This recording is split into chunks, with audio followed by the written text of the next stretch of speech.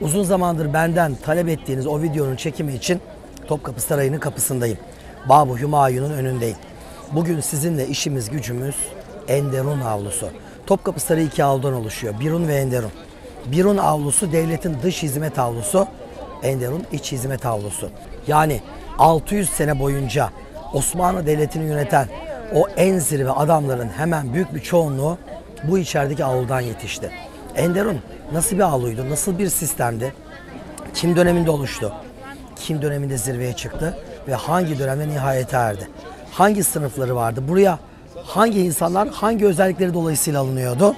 Ve buradan ne şekilde çera ediliyor? Taşraya atınıyorlardı. Burada kimler okudu? Kimler mezun oldu?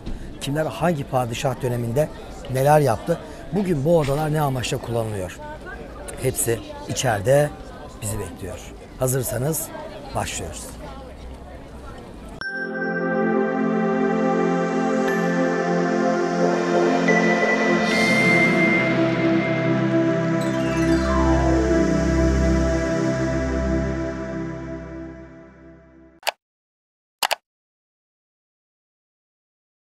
Babı Hümayun'dan girdik içeri. Burası aslında Topkapı Sarayı'nın ön bahçesi. Normalde sarayın birinci avlusu olarak geçer ama asıl saray bu arkamızdaki Kuleli Kapı. Yani Babüsselam orta kapı ile beraber başlar. Bakın görüyorsunuz bilet gişesi, bilet kuyruğunda bulunan insanlar, Aya İrini, Ayasofya ve hemen arkadaki Darphane-i Amire gibi bir takım Osmanlı saray kurumları var bu avluda. Bizim işimiz burayla alakalı değil. Şimdi biz bu Kuleli Kapı'dan içeri gireceğiz. İçeri girdiğimiz zaman Enderun Mektebi yine gelmeyecek. Birun avlusu gelecek. Birun. Sonra Babüssade denilen sarayın 3. kapısından geçeceğiz. Enderun avlusu gelecek. Ve işte ondan sonra programımızın asıl konusu olan Enderun'u her şeyiyle sizinle konuşmaya çalışacağız.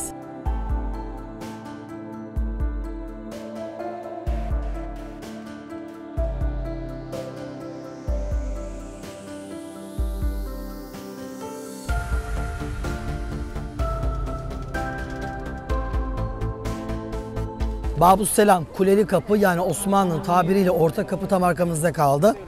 Artık Birun avlusundayız. Bu avlu sarayın bir takım kurumlarıyla çepeçevre sarılı. Mesela şu gördüğünüz mutfak, matbah-ı amire. Hemen arkada hazine-i amire yani devletin dış hazinesi.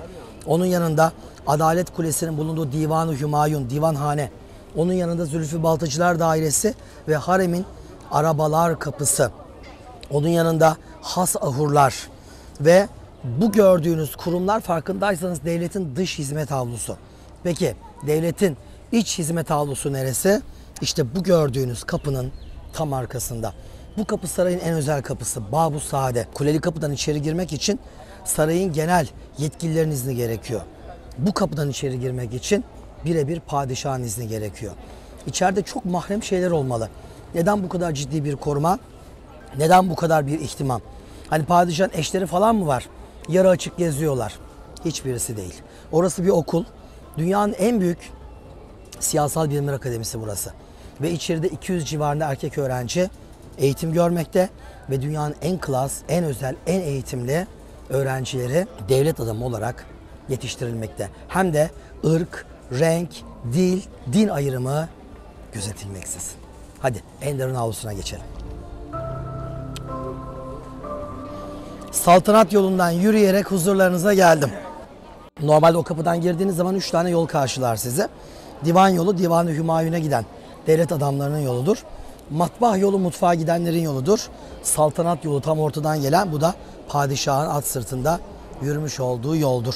Bu avlu Birun avlusu ve bu görmüş olduğunuz muhteşem kapının ötesinde bizi hedefimiz olan Enderun avlusu bekliyor. Topkapı Sarayı'nda Enderun dediğimiz bu okul sisteminde kız ve erkek öğrenciler eğitim görüyorlardı. Erkek öğrencilerin eğitim gördüğü avlu bu kapının arkasında Enderun. Kız öğrencilerin eğitim gördüğü avlu ise şu gördüğünüz duvarların arka tarafında kalan Duhteran-ı Hümayun'du. Duhter Farsça bir kelime, kız demek. Farsçadan zaten İngilizce, Almanca, Flemenkçe hepsini oradan geçmiş. Daughter olmuş, Tochter olmuş ve öyle gidiyor. Konumuz harem değil. Konumuz Enderun. Kız öğrencilerin kadınlar dünyasının kapısında kara ağlar beklerdi. erkekler dünyasının, erkek öğrencilerinin okulunun avlusunun kapısında ak ağlar beklerdi. Bugün Babusade dediğimiz bu kapının kenarlarında ahşap oturma yerleri görüyorsunuz. Bu oturma yerlerinde Enderun Mektebi'nin kapısında bekleyen ak ağlar otururdu. Hadi oraya doğru gidelim. Sarayı bilerek gezmek lazım. Hissederek gezmek lazım.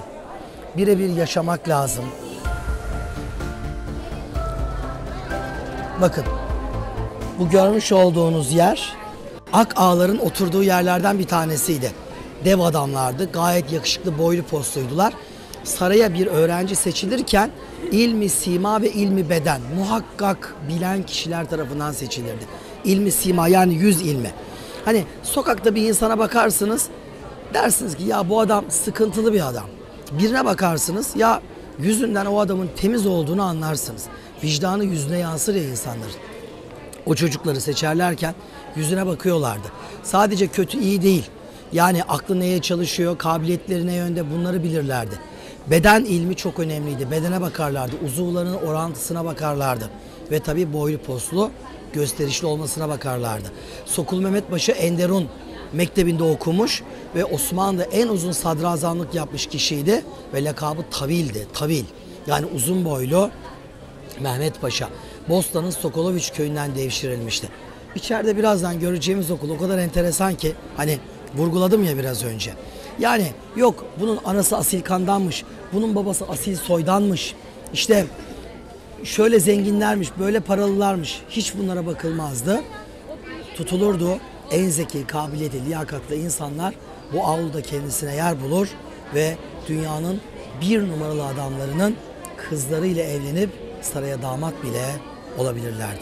Hadi artık içeri geçebiliriz. Babusade'den içeri giriyoruz. Konuşulacak çok fazla şey var. Mesela bugün bebek bakım odası dediğimiz bu odanın zamanında insanların girmeye ödülerinin koptuğu yer olduğunu söylesem, kapı arası burası. Aynısından bir tane burada var. Aynısından bir tane de burada var. Bakın görmüş olduğunuz yer. Az önce size bahsetmiş olduğum kapı arasında geceleri bekleyen, gündüz de kapı önünde duran ak ağaların burada plastik heykelleriyle karşı karşıyayız. Bunlar basit birer kapı nöbetçisi değil, son derece donanımlı özel insanlardı. Çünkü dünyanın en büyük siyasal bilimler akademisinin kapısında bulunuyorlardı. Altyapıları son derece sağlamdı. Bu okulun ağırlığını taşır, bu okulda eğitim görüp geleceğin sadrazamı olacak çocukların kapısında duracak donanıma, kabiliyete sahiptiler. Şimdi artık avluya, Enderun'a girmemize birkaç adım kaldı.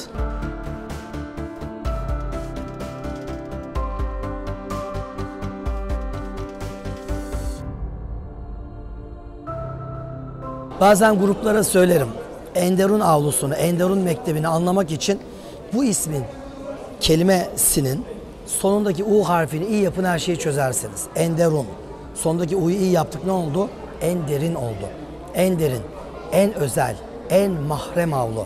Mahrem deyince hemen bizim aklımıza işte o padişahın eşleri, kızları falan geliyor. Hayır, mahremiyet bu demek değil. Mahremiyet insanın hakikaten üzerine titrediği, en kıymet verdiği şey demek. Mesela nedir? Mescid-i Haram diyoruz. Yani neden bu isim vermiş Allah-u Teala? Kendime ayırdım, bana özel yer diyor. Burada bir ot bile koparamazsınız diyor. Son derece önemli bir yer. Peki burada bu avluda mahrem olan şey ne? Onların gözü gibi baktıkları çocukları. Padişahın öz çocukları değildiler ama bir şehzade gibi kıymet görür, üzerlerine titrenir ve burada eğitim görürlerdi. Enderun avlusuna bu kapıdan girdiğiniz zaman dikkatimizi çeken ilk şey arz odası. Bir gün size bir başka YouTube videosunda bu arz odasını uzun uzun anlatırım. Bu gördüğünüz odanın içerisinde padişahın tahtı var. Divan-ı Hümayun'da toplantı bittiği zaman devlet adamları gelirler. Burada padişah alınan kararları arz ederler. O da onaylar ya da reddederdi.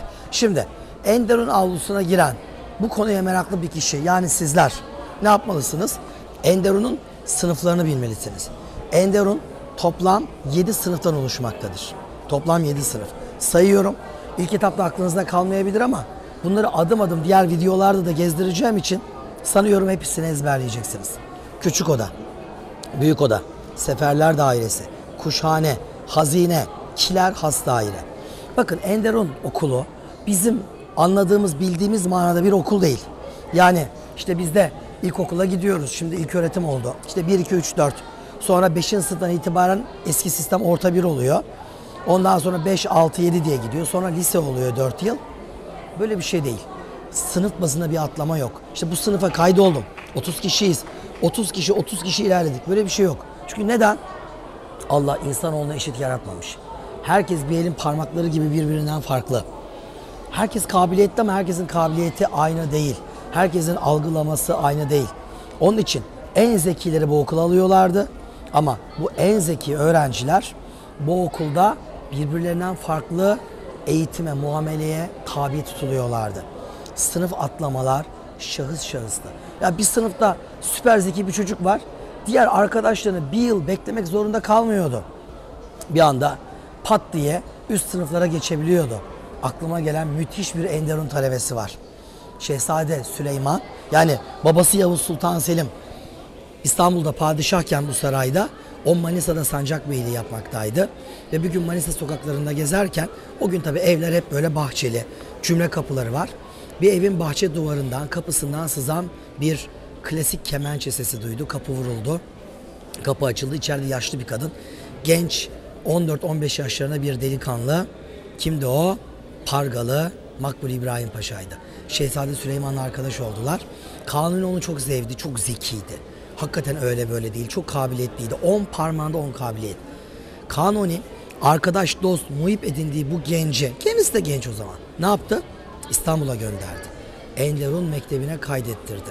Pargalı Makbul İbrahim Paşa bu avluda okudu, yetişti ve mezun olur olmaz, Osmanlı tarihinde tek mezun olur olmaz. Normalde buradan mezun oldunuz mu? Sancakbeyi, Beylerbeyi, böyle adım adım yükselirsiniz. 3. vezir, 2. vezir, sonra sadrazam olursunuz. Direkt sadrazam olan tek kişi oydu. Direkt sadrazam olan kişi oydu. Yani Makbul İbrahim Paşa'dan bahsediyoruz. Evet, şimdi Enderun 7 sınıf demiştim. Bu 7 sınıf Enderun'da ilk 2 sınıf küçük ve büyük odaydı. Bakın arkamda gördüğünüz, bu kapıdan girer girmez şu sağda gördüğünüz küçük odaydı. Solda gördüğünüz bu bina ise büyük odaydı. Küçük ve büyük oda. Küçük ve büyük oda talebelerine sarayda dolamalılar denirdi. Neden? Çünkü yukarıdan aşağı tek parça entari şeklinde kıyafetleri vardı. Aşağı doğru uzayan. Çünkü o gün padişahların da kaftanları, içlerine giydikleri kıyafetler aynı şekildeydi. Ve bu giydikleri kıyafetin etek kısımlarına, ki altta şalvarları da var tabii ki, ayak işlerine, hizmete bakarken yere değmesin, ayaklarına sürtmesin diye uçlarından tutar, kemerlerin içine sıkıştırırlardı.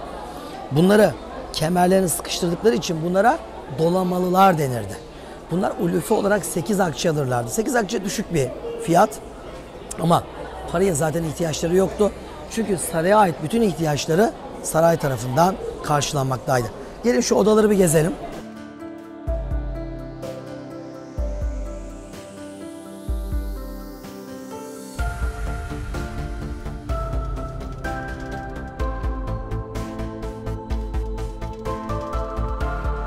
Bakın, bu görmüş olduğunuz yer büyük oda. Yani Enderun'un 7 sınıfının 2. sınıfı. Hemen şu arkamızda gördüğünüz yer küçük oda. Oraya doğru geçelim.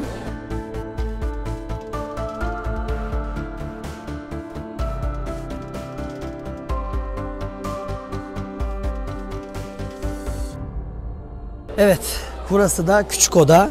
Şöyle azıcık oturayım ya.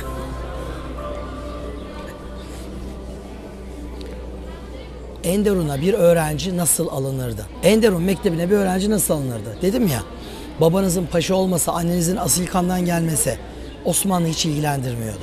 Osmanlı'da bu tarz asaletlere itibar edilmezdi. Osmanlı sisteminde kabiliyet çok önemliydi. Yani Balkanlarda, dağın başı bir köyde çobanlık yapan bir çocuk olabilirdiniz. Ya da Orta Doğu'da develere bakan bir adamın oğlu olabilirdiniz. Hiç fark etmez. Anadolu'da yaylak, kışlak, göçer bir kabilenin çocuğu olabilirdiniz. Hiç önemli değil. sizin kabiliyetleriniz keşfedilirdi. Turnacıbaşı diye bir birim vardı. Bir yönetici vardı, turnacıbaşı. Yani bir insana baktığı anda gözünden ne olduğunu anlayabilecek kabiliyette müthiş insanlardı. Turnacılar ve başlarındaki turnacıbaşı. Bunlar Enderun Mektebi'ne ya da Acemoğlanlar Ocağı'na, Yeniçeri'ye devşirme sistemiyle çocuk alınacağı zaman Balkanlarda, Anadolu'da, Orta Doğu'da, hatta Kafkaslar'da taramalar yaparlardı. Bir evde bir anne babanın tek çocuğu varsa o eve uğranmazdı. Birden çok çocuğu olanların evine uğranır, evde bir tetkik yapılır. Eğer o çocuk beğenilirse köy meydanındaki asıl sınava çağrılırdı. Tatil Osmanlı'da Cuma günüydü. Mesela Sokulu Mehmet Paşa'nın devşirilmesini biliyoruz. Uzun tahta masalar kurularak, çocuklara sapları gayet uzun tahta kaşıklar verilerek önlerine birer tas çorba konulup hadi afiyet olsun diyorlar. Çocuklar bu uzun saplar nasıl içecek? Kimi kaşığın dibinden tasına daldırıp içmeye çalışırken sapın ucuyla yanındakinin gözünü çıkarmakla meşgul. Kimi ucundan tutuyor, ne tasına daldırabiliyor ne ağzına götürebiliyor. O sırada bir deha arıyorlar. Ya hiçbir çocuğa 2 kere 2 kaç eder sorulmuyor. Deha. 2 tanesi çorbayı farklı içiyor. Biri karşıdakinin tasına daldırıp ona içiriyor. Öbürü bunun tasına daldırıp buna. Hemen damlıyorlar. Siz niye farklı içiyorsunuz diyorlar. Biri diyor ki karşındaki sarışın delikanlı böyle içelim dedi. Gel bakalım diyorlar ona. O kim? O ölümüyle Osmanlı Devleti'nin duraklamaya girdiği büyük sadrazam Sokulu Mehmet Paşa'ydı.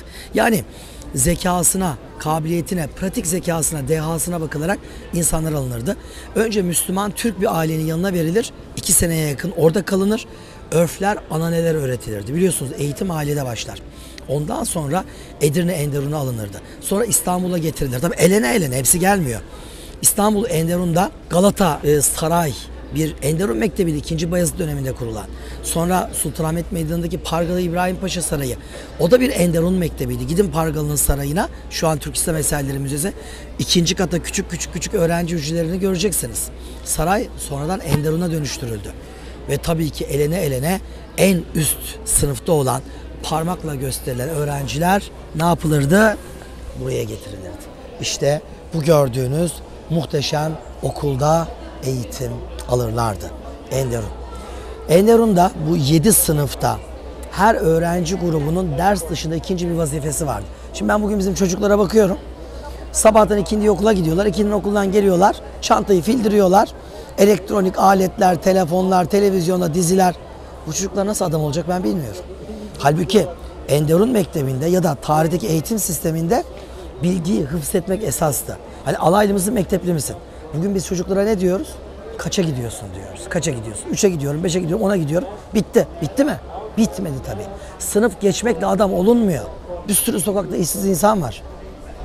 Yani aynı okulu, aynı sınıfı bitirmiş insanlardan 3'ü çok kaliteli yerde çalışırken 15-20'si neden daha kalitesiz yerlerdeler? Yani bunun sebebi ne? İşte burada önemli olan neydi? O dersi öğrenmek. Öğretmen herkese anlatıyor. Aynı kitap her öğrencinin önünde var. Ama kafasına bunu sokup pratik zekasıyla bunu çeşitlendiren, hayata geçiren başarılı oluyor. Ama bunu hayata geçiremeyen ne oluyor? Bu işte geri planda kalıyor. Ve tabii ki ona göre de geliri düşük oluyordu. Enderun'da bu 7 sınıf öğrencinin her birinin ders dışında ikinci bir uğraşı vardı. Bu gördüğünüz küçük oda ve büyük oda talebelerinin ders dışında ikinci hizmeti mutfaktı. Mutfağa girmeyen hiçbir öğrenci, bulaşık yıkamayan, odun kırmayan, affedersiniz tuvalet temizlemeyen hiçbir öğrenci sadrazam olamazdı. Ya sistem bu. Ben Türkiye'yi yıllardır gezen bir insanım. Yıllardır. Ve belki 20-25 yıldır bu ülkede sadece iller değil, ilçelere kadar gezmiş bir insanım. Bir ile gidersiniz ya da ilçeye, bir belediye başkanı ya da vali görürsünüz, jilet gibidir. Toprak gibidir. Oturur kalkar halkın içindedir. Sizi alır karşılar, gezdirir, çırpınır, bir şey anlatıp öğreteceğim diye.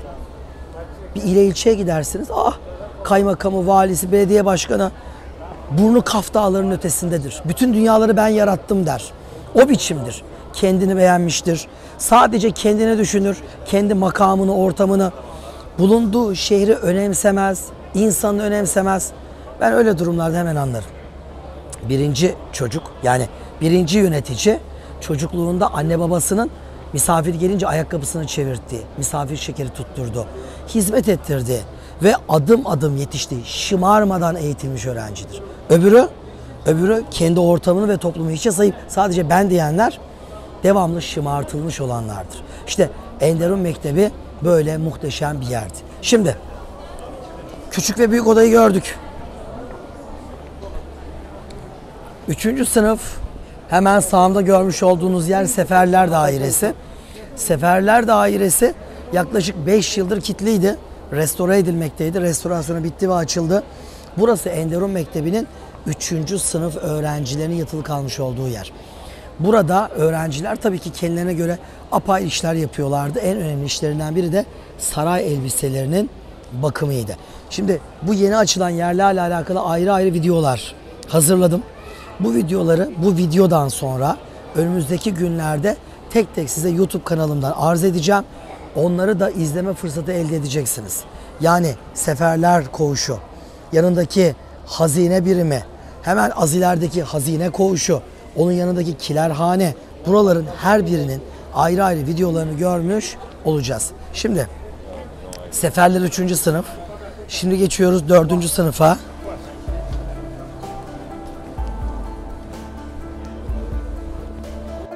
Bakın arz odasının önünden geçiyorum. Sağımda Enderun Kütüphanesi var. Solumda arz odası var. Aslında büyük odanın da yanına geldim şu an. Bakın şu görmüş olduğunuz bölüm kuşhane.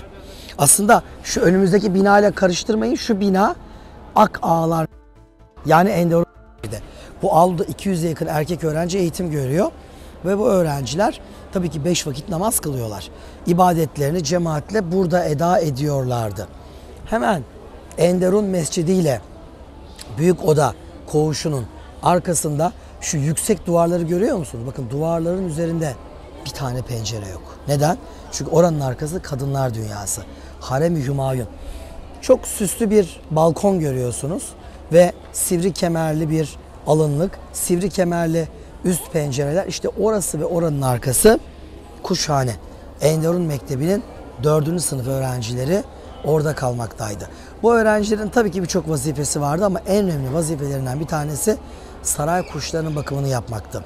Atmaca gibi av kuşları, papağan gibi süs kuşları. İkinci vazifeleri de padişahın gece mutfağına bakarlardı. Bugün Topkapı Sarayı'nda haremi gezerseniz bütün bir haremi dolaştıktan sonra en son Altın Yol'dan çıkarken, Altın Yol hemen bu gördüğünüz duvarın arkasında, Altın Yol'dan çıkarken hemen bu balkonlu binanın arkasında içeride kuşhane mutfağını göreceksiniz. Küçük bir mutfak. Şimdi padişah gece oldu ya, uyandı.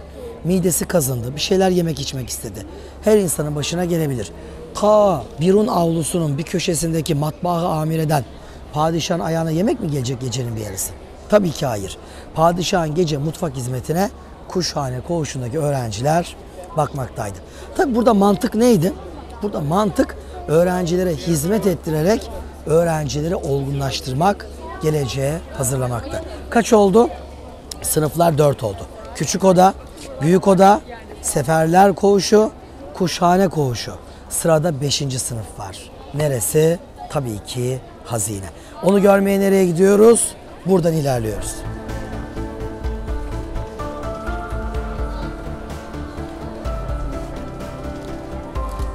Bana uzun zamandır ya Talha abi şu Enderun'u 4 başı mamur bir anlat diyorlardı. Ben hep böyle yarım yamalak orada biraz burada biraz anlatıyordum. Neden? Çünkü yıllardır Topkapı Sarayı'nda Enderun'un sınıfları kapalıydı. Bu sınıfların açılmasını bekliyordum. Çünkü ben bunları anlatacağım. Sonra millet merak edecek. İçine girmek isteyecek. Halbuki kitle. Mukaddes Emanetler Enderun Mektebi'nin son sınıfı. En özeli. Şimdi 1,5 yıldır o bile kilitliydi. Şimdi açıldı. Şimdi tekrar hatırlayalım bu cepheyi. Bakın şu kapıdan girdik. Şu gördüğünüz küçük odaydı. Büyük oda kapının diğer tarafından. 3. sınıf Seferler Dairesi dedik. Kuşhane bunun tam karşısındaydı 4. sınıfta. Ve karşımızda 5. sınıf. Yani hazine. Şimdi bakın bu bir koğuş değil.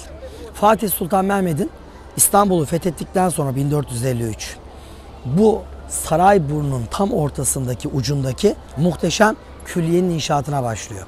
Dünyanın en dört başı mamur sarayı. Altın oranda %97 altın orana ölçülere uyan müthiş bir saray. Bu gördüğünüz binayı bizzat Fatih Sultan Mehmet yaptırıyor. Yani sarayda gördüğünüz her bina Fatih tarafından yaptırılmış değil.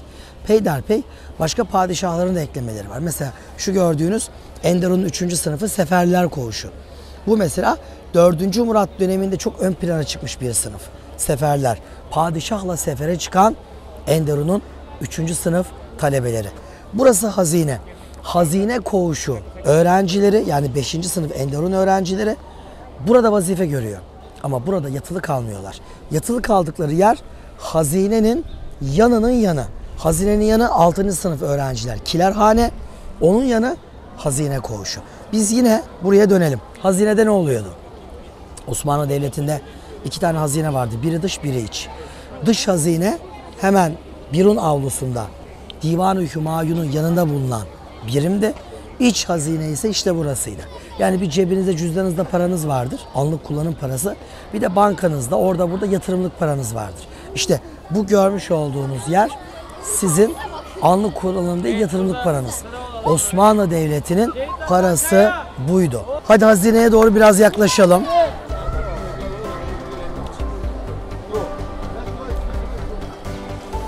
Bugün çok kalabalık, çok yoğun. Aslında hafta içindeyiz, hafta sonunda değiliz ama havaların ısısıyla, okul gezilerinde başlamasıyla kalabalık bir hayli arttı. Bakın bu bina çok önemli bir bina. Fatih Sultan Mehmet tarafından yaptırılan bir bina ve tam 12 yıldır kilitliydi burası. Çünkü sarayın en eski binası Fatih dönemi adı üzerinde. Bundan dolayı ciddi bir bakıma alındı, A'dan Z'ye bakıldı ve tamamlandı. Aslında buradan bakıp fark etmediğimiz bir takım eserler de var. Fatih dönemine kadar giden hazinenin hemen yanında şu an seferlerin içinde kalmış olan Enderun Mektebi'nin en eski hamamı ve çamaşırhanesi hala seferlerin içerisinde durmaya devam ediyor. Hatta hazineye girdiğiniz zaman hazinenin bir kısmı da bu hamamın soğukluk bölümü olarak vazife görüyor. Yani Fatih bir saray kuruyor. Bu sarayda karısı ve çocukları yok, biliyor musunuz? Niye Fatih bir numara? Buradan anlıyoruz. Bizim aklımıza saray deyince ne gelir? Avrupa sarayları. Kral, kralın bir yığın kraliçesi, hizmetçiler, muhafızlar. Bitti gitti. Saray budur değil mi Avrupa'da? İngilizlerin Buckingham'larında, Fransızların Versaylarında, Château de Chamboua'larında, Buluvalarında, Almanların Potsdam, Würzburg, Nürnberg saraylarında bunları görürsünüz. Bizde bir saray var, padişah var. Padişahın erkek ve kız öğrencileri var, çocukları yok. Fatih'in Bayezid'de yaptırdığı Sarayı Atik, eşinin ve çocuklarının kaldığı yerdi. İşte böyle oldukları zaman bir numara süper güçlüler. Ne zaman eşlerini, çocuklarını etraflarına aldılar ve dünya işlerini kendi ailevi işleriyle devleti birbirine karıştırdılar, zayıfladılar, sonra devrilip gittiler. Enderun çok özeldir, çok etkileyicidir. 5. sınıf öğrencilerin yatılı kaldığı hazinede bu öğrencilerin vazifesi nedir? Altındır, elmastır, mücevherdir. Sarayın iç hazinesidir. Farkındasınız değil mi? Öğrencilerin onore edilişine bakın. 5. sınıfa gelen öğrenciye ben ne yapıyorum? Kaşıkçı elmasını emanet ediyorum. Detaylar hazine üzerine hazırladığım videoda önümüzdeki günlerde gelecek. Şimdi Kilerhane'ye doğru gidelim.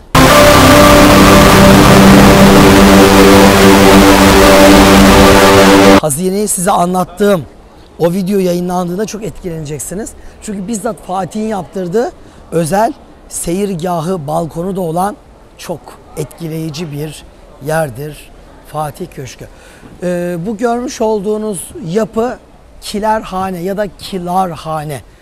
Tabelalardan da okuduğunuz üzere bugün Topkapı Sarayı yönetiminin idari binası olarak kullanılıyor. Çünkü sarayımızın başkanı, buradaki yöneticileri, personel şefleri, birçok kişi bu gördüğünüz birimleri büro olarak kullanmakta. Peki kiler sınıfı ne yapardı? Hani kiler deyince bunlar un çuvallarının başına mı beklerdi? Tabii ki hayır. Bu gördüğünüz öğrenciler artık bu avlunun 6. sınıf öğrencileriydi. Bütün bir avluyu onlar yönetir ama bu avluyla beraber sarayın bütün yeme, içme, sofra işlerine onlar nezaret ederdi. Ya kolay mı? Düşünün. Bu sarayda özellikle Yavuz ve Kanuni döneminde devletin toprakları 3 kat büyüyünce mutfak da büyüyor. Sarayda toplamda 2000 civarında insan yaşıyor. Ve bu insanların birimleri birbirinden farklı. Kara ağalar ayrı bir daire, zülüflü baltacılar ayrı bir daire. Matbaa amire ayrı bir daire. Onun içine helvahane, çorbahane hepsi ayrı ayrı birimler. Enderun avlusu kendi içinde 7 sınıf. Divan-ı Hümayun. Haftada birkaç gün divan toplantısı oluyor. Onlar ve onların misafirleri için özel yemekler. Haremdeki kadınlar dünyası için ayrı yemekler. Padişah ve onun dünyası. Yani sarayda her gün onlarca çeşit yemek hazırlanıyor. Farklı birimlere gönderiliyor. Yani bu yemeklerin düzgün olması, sağlıklı olması lazım. İçine kimsenin zehir, sıkıntılı bir şey katmaması lazım. O yiyeceklerin yapıldığı malzemenin tedarikinin düzgün yapılması lazım. İşte bu keşmekeş, zor işi bu kilar bölümünün öğrencileri yerine getirmekteydi. Bu muhteşem sistemi kurup işletebildikleri takdirde 7. sınıfa geçecekler ve devamında da bu koskoca Osmanlı Devleti'nin en önemli yöneticileri onlar olacaktı. 6. sınıfı hallettik. Şimdi 7. sınıfa geçeceğiz. Yalnız bir şey unutmayalım. Ne demiştik? Enderun Mektebi 7 sınıf, 5. sınıf hazine demiştik. Hazine öğrencilerinin koğuşu işte bu gördüğünüz binaydı. Hazine öğrencilerinin koğuşu. Yani normalde hazine neydi? İç hazineydi. Şu arkamızda görmüş olduğunuz bina. İç hazine.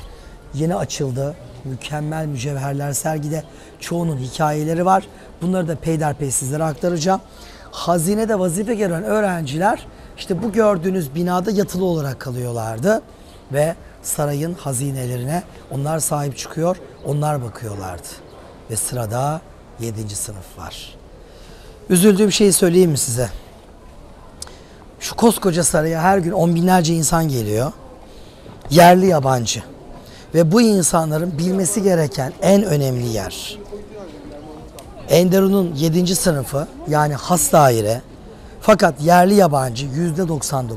Hiç kimse bu avlunun içindeki sarayın bu en kıymetli yerinin ne olduğunu bilmeden çekip gidiyor. Ya akıl alır gibi değil. Bizim bu daireyi insanlara anlatabiliyor olmamız lazım. Ya biz burayı niye anlatamıyoruz? Ben hakikaten buna son derece üzülüyorum. Enderun 7 sınıf, küçük oda, büyük oda, seferler dairesi, kuşhane, hazine, kilar, has daire. Şimdi bu 7 sınıftan 6'sını konuştuk. Her birimin ders dışında ikinci bir vazifesi olduğunu söyledik. Küçük ve büyük oda talebeleri mutfakla uğraşıyordu. Seferler dairesi saray elbiseleriyle özellikle o muhteşem seremonilerde, törenlerde, yürüyüşlerde giyilen özel kostümlerin bakımını yapıyordu. Kuşhane saray kuşlarına bakıyordu. Padişah mutfağıyla ilgileniyordu. Hazine hazineyle, iç hazineyle ilgileniyordu. Kilar avlunun bütün mutfak hizmetlerini koordine ediyordu. Bu hiyerarşi yönetiyordu. 7. sınıf has daire. Neresi? Şu gördüğünüz L şeklindeki birim. Bakın L'nin uzun bacağı şurası. L'nin kısa bacağı burası. Bu gördüğünüz yer has daire. Has daire ve içindeki has oda üzerine ayrıca bir video hazırlayacağım. Ve size uzun uzun bu sınıfı anlatacağım. Sonra içeri gireceğiz. Tek tek içerideki emanetleri ve bu ocağın yani Enderun Mektebi'nin son sınıfının bütün sistemini sizlere aktarmaya çalışacağım. Burada biraz özet geçiyorum çünkü çok devasa bir avlu, konuşulacak çok şey var. Uzatıp sizi sıkmak istemiyorum. Burası has daire. Kilar bölümü öğrencilerinden mezun olanlar, liyakat gösterenler, kalbur üstü kalanlar buraya alınırdı. Ve bu gördüğünüz L şeklindeki dairenin öğrenci sayısı 40 kişiydi. 39'u öğrenciydi. 40. kişi kimdi? Padişahın ta kendisiydi. Evet, padişah. Fatih Sultan Mehmet, Sultan II. Bayezid, Yavuz Sultan Selim, Kanuni Sultan Süleyman ve II. Selim. İstanbul'un fethinden itibaren ilk 5 padişahın yatak odası, oturma odası, özel görüşme odası neresiydi? Has daireydi. Buradaki öğrenciler padişahla beraber yatıp kalkardı. Nasıl ya? Padişahlar eşleriyle beraber yatıp kalkmıyor muydu? Tabii ki hayır. Siz ne sanıyordunuz? Siz kendi hayatınız gibi sanıyordunuz değil mi? Akşam 5 oldu, mesai bitti. Vay hanımdan fırça yemeyelim, bir an evvel eve gidelim. Böyle sanıyordunuz değil mi? Böyle bir hayatları yoktu. Eşleriyle gecelemezlerdi. Tabii ki zaman zaman bir araya gelirlerdi. Yoksa bu çoluk çocuk nasıl olacak? Ama bu insanlar tek başlarına yatıp kalkarlardı. Yani padişahların hayatları öyle çok özendiğiniz hayatlardan değildi. 39 has odalı öğrenci, erkek öğrenci. 1 numaralı öğrenci silahtar ağa, 2 numaralı öğrenci çuhadar ağa, 3 numaralı öğrenci rikaptar ağa. Bunların her birinin padişaha özel hizmetleri vardı. Birinci vazifeleri 24 saat iki kişi padişahın arkasında durmak ve padişahın etrafında bütün bir devlet sistemi döndüğü için ilmi siyaset stajı görmekti. İkinci vazifeleri mukaddes emanetlerin bakımını yapmaktı. Evet, bakın Enderun'a aldığımız öğrenciyi önce mutfağa soktuk. Hatırlıyorsunuz değil mi? Ona ocağı yaktırdık, odun taşıttık, kırdırdık, tuvalet temizlettik, burnunu sürttük. Tasavvufta tekke eğitiminde olduğu gibi onun enaniyetini, benliğini kırdık. Çünkü bakın ben de siz de başımızdaki idarecilerin burnu büyük, kendini beğenmiş, toplumdan kopuk bir idareci olmasını istemeyiz. Böyle idareciler yıkılsın gitsin. Biz toprak gibi mütevazi toplumun içinde toplumdan insan idareciler görmek istiyoruz. Kaf Dağı'nın arkasında saraylarda yaşayan idareciler görmek istemiyoruz. Ya geçen Cumhuriyet mi saltanat mı diye video yaptım, orada bile söyledim. Tabii ki Cumhuriyet. Bakın Topkapı Sarayı'nda bunu söyleyen bir tarihçiyim ben. Saltanat derim, Fatih gelir başımla beraber. 3. Osman gelirse ne yapacağız? Alimden zalim, zalimden alim doğar. Yani padişah kraldır, klastır, harikadır. Oğlu çirkefin biridir. Ne yapacağız? Yok mu örnekleri? Bana saydırmayın şimdi yani tarihten. Bir sürü var. Onun için en güzeli halkın seçtiğidir. Tepedeki bozuldu mu indireceksin, yenisini getireceksin. Topkapı Sarayı'nda verilecek en güzel mesaj aslında halkın iradesinin yönetime yansımasıdır. Ha, Osmanlı'yı kötülüyor muyum? Hayır, kötülemiyorum. Osmanlı yaşadığı yüzyıllarda dünyada en muhteşem eğitim Osmanlı eğitimiydi. Osmanlı'nın yönetim sistemiydi. Çünkü padişahın yanında Divan-ı Hümayun vardı. Koca Fatih, Kanuni, Yavuz karar alırken divan karar alır, onaylar ya da reddederdi. Halbuki Sultan Süleyman'ın hasmı Şarken'in yanında kalkıp siz o günlerde kralım çok yoruluyorsunuz, size bir heyet atayım deseydiniz ya sizi diri diri yaktıracak, ya diri diri gömdürecek ya da başınızı kestirecekti. Yani Osmanlı'nın o yüzyıldaki yönetim sistemi dünyada hakikaten parmakla gösterilecek bir yönetim sistemi idi. Yani bunları anlatırken dengeli olmak lazım. Dengeyi şaşıp yaşasın yine saltanat gelsin falan tabii ki demeyeceğiz, dememeliyiz. Nerede kaldık? Has dairede kaldık. Bu öğrencilerin ikinci vazifesi neydi? Mukaddes emanetlerin bakımıydı. Bakın ilk 2 sınıfın öğrencilerini mutfağa sokan Osmanlı son sınıfa gelen bu çocuklara Peygamber Efendimiz sallallahu aleyhi ve sellemin hırkasını, sancağını, Hazreti Hüseyin'in gömleğini, Hazreti Fatıma'nın duvağını emanet ediyorlardı. Yani onore etmenin son noktası. Enderun'da insan merkezli bir eğitim vardı. Yani düşünün, son sınıfa gelen bu çocuğa ben Efendimiz Aleyhisselatü Vesselam'ın hırkasını mı emanet ediyordum? Evet. Peki bu çocuk mezun olunca ona neye emanet edeceğiz? Siz tahmin etmeye çalışın. Bana Peygamber Efendimiz sallallahu aleyhi ve sellemin hırkasından daha kıymetli bir şey söyleyin. Ben vereyim mi cevabı? Söylüyorum. İnsan, devlet ve toplum. Evet öyledir. Ben söylemiyorum. Peygamber Efendimiz söylüyor. İnsan kalbi Kabe'den daha kıymetlidir. İnsan kalbini kıran Kabe'yi yıkmaktan daha büyük günah işlemiş olur diyor. İnsan merkezli bir devlet yönetimi burada söz konusu. Son sınıfa gelen öğrenciler işte bu gördüğünüz L'nin şu uzun bacağı koğuşlarıydı. Fatih döneminde küçük küçük hücreler halindeydi. Daha sonraki yüzyıllarda küçük hücreler kaldırılıp tek bir yekvücut koğuşa dönüştürüldü. Köşe daire has odaydı ve burada padişahlar yatılı olarak kalırlardı. Mukaddes emanetler geldikten sonra da mukaddes emanetler ağırlıklı olarak buraya kondu.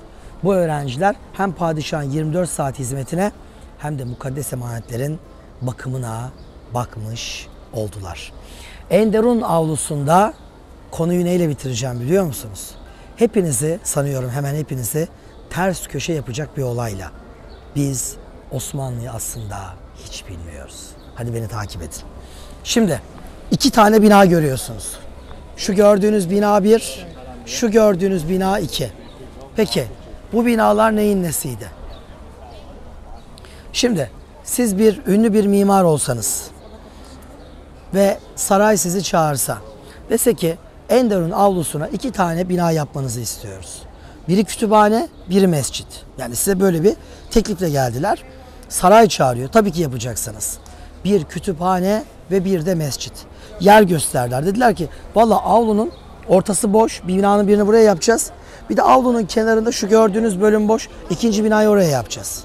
Soruyorum size. Kütüphaneyi nereye yaparsınız?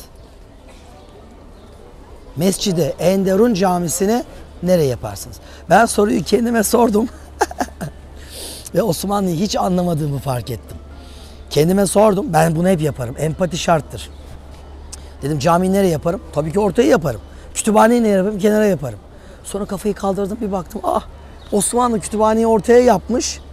Enderun Mescidi'ni. Yani bu avluda eğitim gören 200 yakın öğrencinin namaz kıldığı mescidi kenara yapmış. Nasıl olur dedim ya. Bu insanlar gayet dindar insanlar. Ya Enderun'da öyle bir sistem var. Bir kere sabah namazının vaktinin girmesine yarım saat kala herkes uyanıyor. Bir yarım saat Kur'an okuyorlar. Sabah namazını kılıyorlar ve bir daha yatmıyorlar. Sonra akşam ezanının okunmasına yarım saat kala kerahat vakti diyoruz. Bütün işlerini güçlerini bırakıyorlar. Bütün öğrenciler toplu halde kendi bulundukları birimlerde, toplu derken bir arada değil, yarım saat Kur'an okuyorlar. Ya buradaki öğrencilerin her gün 1 saat Kur'an okumaları var. 5 vakit namaz kılıyorlar. Gayet dindarlar. Ama cami kenarda, kütüphane ortada.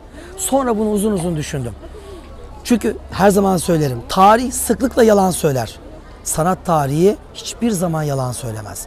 Bakın sanat tarihi bize bu binaların ve konumlarının şahsında Osmanlı'nın ne olduğunu ve ne olmadığını, neye hedeflediğini bize o kadar güzel anlatıyor ki. Sonra düşündüm ve sanıyorum doğru cevabı buldum.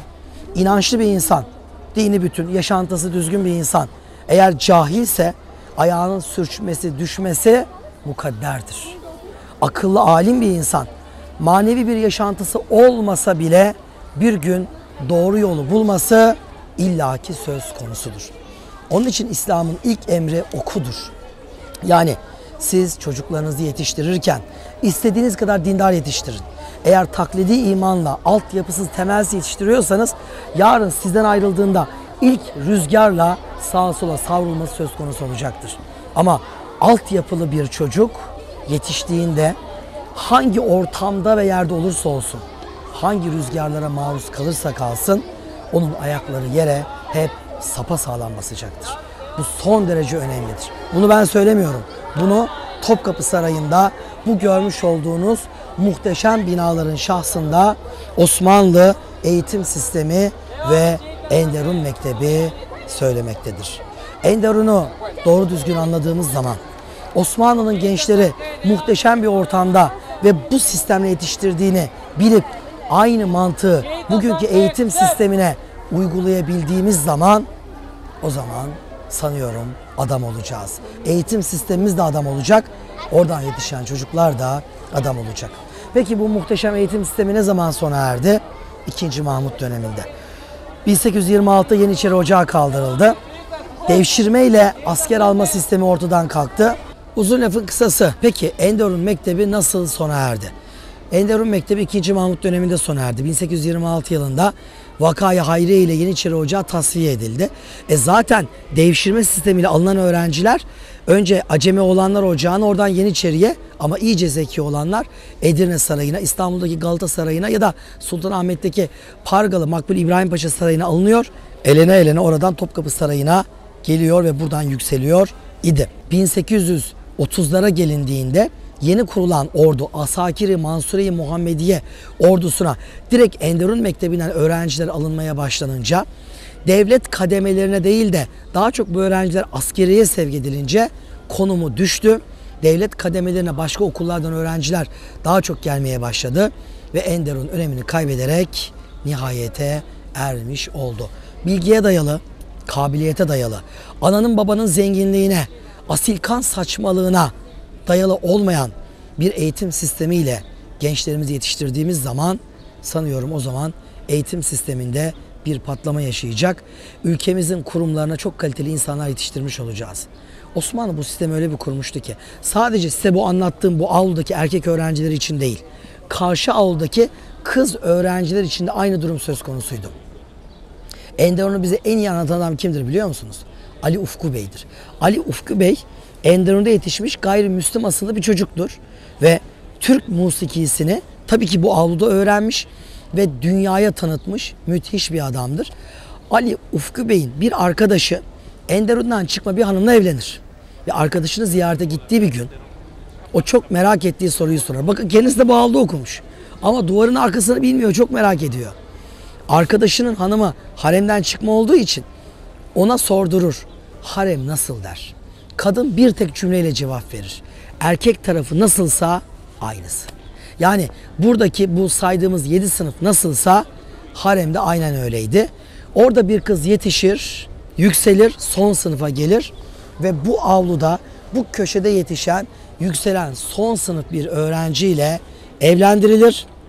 Dünyanın dört bir yanını yönetmeye ve hizmet götürmeye gönderilirlerdi. Dediğimiz gibi aklın ve kalbin imtizac içinde yetiştirildi. Nefsin ve enaniyetin ayaklar altına alındı. İnsan merkezli bir eğitim sistemiyle insanlık için, insanlığı yönetme adına insanların yetiştirildiği, muhteşem insanların yetiştiği bu okuldan, Enderun'dan hepinize selamlar, saygılar.